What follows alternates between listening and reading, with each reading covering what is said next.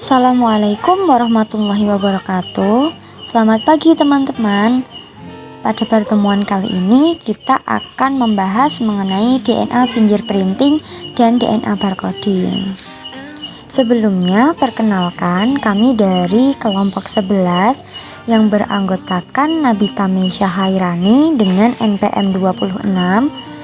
Kemudian ada Patmaning Fatimah dengan NPM 93 dan Zumrotul Salisa dengan NPM 112. Hari ini kita memiliki 3 topik pembahasan. Yang pertama terkait dengan prinsip-prinsip dasar, yang kedua terkait kegunaan, kemudian yang ketiga mengenai metode RFLP, mini satelit, makro satelit, dan RAPD. Oke, langsung saja kita masuk pada poin pertama, yaitu mengenai prinsip dasar. Oke, yang pertama mengenai DNA fingerprinting. Nah, DNA fingerprinting ini merupakan suatu metode identifikasi DNA dengan membandingkan fragmen-fragmen DNA satu dengan yang lain, di mana DNA fingerprinting ini diterapkan pada proses ilmiah pengambilan sampel DNA, disusun dan digunakan untuk mencocokkan sampel lain dari DNA yang mungkin ditemukan di tempat-tempat kejadian kejahatan. Yang kedua ada DNA barcoding. DNA barcode ini adalah sebuah teknik identifikasi organisme yang menggunakan potongan gen tertentu yang telah teruji kemampuannya untuk membedakan pada tingkat spesies. Teknik barcode ini dapat digunakan untuk mengidentifikasi semua bentuk tingkatan kehidupan, mulai dari telur, larva, pupa, sampai dewasa, bahkan mampu digunakan juga untuk fragmen tubuh yang tidak diketahui asalnya. Selanjutnya adalah keunggulan DNA barcoding menurut Virgilio et al. Tahun 2012. Di sini ada 3 keunggulan. Yang pertama yaitu DNA barcoding ini hanya memerlukan spesimen yang sangat sedikit.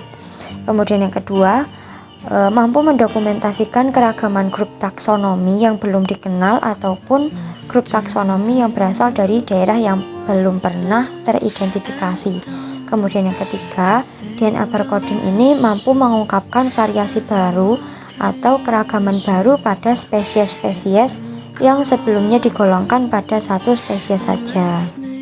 Untuk DNA barcoding ini dapat dilakukan baik pada hewan ataupun tumbuhan, di mana barcoding pada hewan dapat dilakukan melalui sampel DNA, di mana sampel DNA ini dapat diperoleh melalui darah, jaringan, rambut, bulu, gigi, ataupun tulang. Selanjutnya ada tahapan DNA barcoding pada tanaman. Di sini ada 7 tahapan. Yang pertama adalah pengambilan sampel dan preservasinya. Yang kedua, ekstraksi DNA dari sampel. Kemudian yang ketiga adalah tahap amplifikasi DNA barcode dengan menggunakan PCR atau polimerase chain reaction. Kemudian yang keempat adalah purifikasi hasil amplifikasi dengan PCR. Kemudian yang kelima adalah sequencing. Kemudian yang keenam analisis data hasil sequencing. Dan yang terakhir adalah tahap input data hasil sequencing ke database BOLD atau Barcode of Life Data System. Seperti yang kita ketahui bahwa dari semua metode itu pasti ada kelebihan dan kekurangan. Di sini DNA barcoding juga memiliki kelebihan dan kekurangan, di mana kelebihannya adalah untuk yang pertama menawarkan alat identifikasi taksonomi alternatif untuk situasi di mana morfologi tidak meyakinkan. Kemudian yang kedua, fokus pada satu atau sejumlah kecil gen menyediakan efisiensi usaha yang lebih besar. Kemudian yang ketiga, untuk biaya pengurutan DNA ini menurun dengan cepat karena adanya kemajuan teknis. Kemudian yang keempat, untuk kapasitas potensial, tepatnya untuk pemrosesan tinggi sampel dalam jumlah besar. Kemudian yang kelima, setelah database referensi dibuat, dapat diterapkan oleh non-spesialis. Kemudian di samping itu, untuk kekurangan dari DNA barcoding ini ada 3. Yang pertama adalah tidak adanya gen tunggal yang akan bekerja untuk semua taksa. Misalnya, COI tidak cocok untuk tanaman vaskular atau bahkan untuk beberapa hewan. Kemudian yang kedua, pendekatan gen tunggal kurang tepat dibandingkan menggunakan banyak gen. karena hal ini dapat menimbulkan adanya kesalahan yang tidak dapat diterima. Kemudian yang ketiga, beberapa aspek yang paling menarik bergantung pada masa depan teknologi. Misalnya adalah sequencer benda. Untuk selanjutnya kita masuk pada poin kedua, yaitu mengenai kegunaan. Yang pertama adalah kegunaan dari DNA fingerprinting.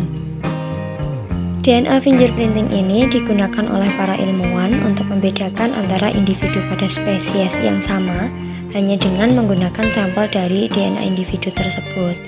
Metode ini merupakan suatu metode utama yang digunakan untuk identifikasi individu. Terdapat beberapa kegunaan dari DNA fingerprinting ini. Yang pertama adalah sains forensik. Nah, tepatnya untuk sains forensik ini adalah untuk memecahkan suatu permasalahan tentang kejahatan seperti perampokan, pembunuhan, seperti itu. Kemudian untuk yang kedua adalah determinasi garis keturunan. Nah, untuk ini dapat menyelesaikan suatu persengketaan ataupun permasalahan tentang warisan dan imigrasi. Kemudian yang ketiga adalah identifikasi seseorang. Untuk identifikasi ini dapat dilakukan untuk menemukan identitas seseorang dari sebuah kejadian kecelakaan ataupun bencana alam. Selanjutnya yang keempat adalah untuk mendiagnosis penyakit keturunan. Biasanya dilakukan pada bayi prematur ataupun bayi yang baru lahir. Kemudian yang kelima, pengembangan pengobatan untuk gangguan penyakit turunan. Kemudian yang terakhir adalah breeding program. Ini biasanya dilakukan pada peternakan, khususnya itu peternakan kuda. Hadirnya DNA barcoding ini sangat membantu ahli taksonomi, khususnya dalam proses identifikasi spesies dengan manfaatkan sekuen DNA. Perkembangan metode molekuler dan genetika saat ini mempengaruhi maraknya penggunaan metode DNA barcoding, khususnya pada bidang keilmuan, seperti contohnya studi ekologi, kedokteran, farmasi, dan juga untuk bidang industri. Untuk manfaat DNA barcoding yang pertama yaitu pada bidang kesehatan.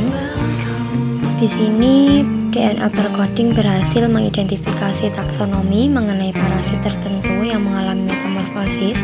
Sebagai contohnya yaitu Aspura dan teman-temannya pada tahun 2010 berhasil menentukan faktor leishmaniasis, penyakit yang mempengaruhi kulit, membran mukus, dan organ visceral yang ditransmisikan oleh lalat pasar melalui DNA barcoding. Kemudian contoh yang kedua, Becker dan teman-temannya pada tahun 2012 juga berhasil mengidentifikasi suplemen makanan komersial yang mengandung 3 spesies Archaea yang beracun pada manusia. Kemudian selanjutnya adalah manfaat DNA barcoding di bidang industri. Pada bidang industri ini dapat digunakan sebagai pencegahan pemalsuan produk, juga dapat digunakan untuk penggunaan DNA barcoding khususnya dengan gen target COI dari mitokondria dapat mengidentifikasi spesies yang digunakan sebagai bahan pembuatan produk makanan. Selanjutnya ada manfaat DNA barcoding di bidang konservasi. Nah, DNA barcoding ini dapat dimanfaatkan untuk merancang daerah khusus gen target agar dapat mengidentifikasi suatu spesies. Selain itu, juga dapat memonitoring perdagangan spesies kayu. Nah, hal ini dikarenakan adanya perdagangan kayu yang bebas dapat menjadi suatu penyebab dari punahnya spesies tersebut. Baik, selanjutnya kita masuk pada poin yang ketiga, yaitu mengenai beberapa metode yang digunakan pada DNA fingerprinting ataupun DNA barcoding. Yang pertama ada RFLP atau Restriction Fragment Length Polymorphism. RFLP ini adalah penanda DNA yang menggunakan hibridisasi DNA dalam proses deteksinya. DNA yang dideteksi adalah fragmen DNA hasil pemotongan genom DNA oleh enzim restriksi. Pendeteksi adalah suatu probe berlabel yang berupa fragmen dari gen yang kita inginkan untuk dideteksi. Dalam analisis RFLP diperlukan DNA genom yang murni, tanpa terkontaminasi oleh molekul lain seperti RNA dan protein. Nah, salah satu metode untuk mengukur kemurnian DNA ini adalah dengan menggunakan spektrofotometer. Di samping penggunaan metode ini terdapat kekurangan dan kelebihan. Untuk kekurangan yaitu analisis ini merupakan suatu metode yang mahal dan time consuming, memerlukan waktu yang cukup banyak. Penggunaan radioaktif pada probe atau berlabel radioaktif merupakan hal yang harus dipertimbangkan. Kemudian untuk kelebihannya, metode ini merupakan suatu penanda DNA yang reproduksibel, yang bersifat kodominan dan sederhana. Selanjutnya ada langkah-langkah metode dari metode RFLP. Untuk gambarnya seperti di samping, tahapannya yang pertama adalah dilakukan isolasi genom DNA. Kemudian setelahnya dilakukan pemotongan menggunakan enzim restriksi. Kemudian yang ketiga adalah elektroforesis pada suatu matriks. Kemudian adalah transfer ke suatu nilon membran atau disebut dengan blotting. Dan yang terakhir adalah hibridisasi, yaitu pelacakan dengan menggunakan probe. Metode yang kedua adalah mini satelit. Mini satelit adalah suatu untaian DNA yang berisi urutan berulang. Untuk panjangnya yaitu berkisar antara 20 sampai 100 pasang basa. Mini satelit ini sebagian besar terpusat pada dekat telomer. Mini satelit ini fungsinya juga sangat penting, tepatnya dalam replikasi DNA. Kemudian yang ketiga ada makrosatelit. Makrosatelit adalah suatu sekuen pendek berulang yang tersusun secara tandem, terdiri dari suatu sekuens yang panjangnya 1-6 pp. Merupakan penanda DNA yang sifatnya adalah kodominan dengan polimorfisme tinggi dan tersebar merata sepanjang genom sehingga dapat berguna untuk genome mapping. Kemudian untuk proses deteksinya ini menggunakan kombinasi PCR, hibridisasi, dan sequencing. Namun sebelum PCR ini dilakukan, diperlukan suatu informasi mengenai bank DNA yang diperlukan dalam penyusunan primer.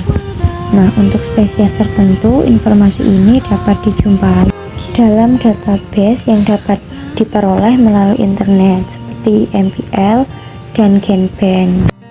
Kemudian ada cara mendeteksi mikrosatelit. Nah, awalnya cara mendeteksi mikrosatelit ini dilakukan dengan radioaktif.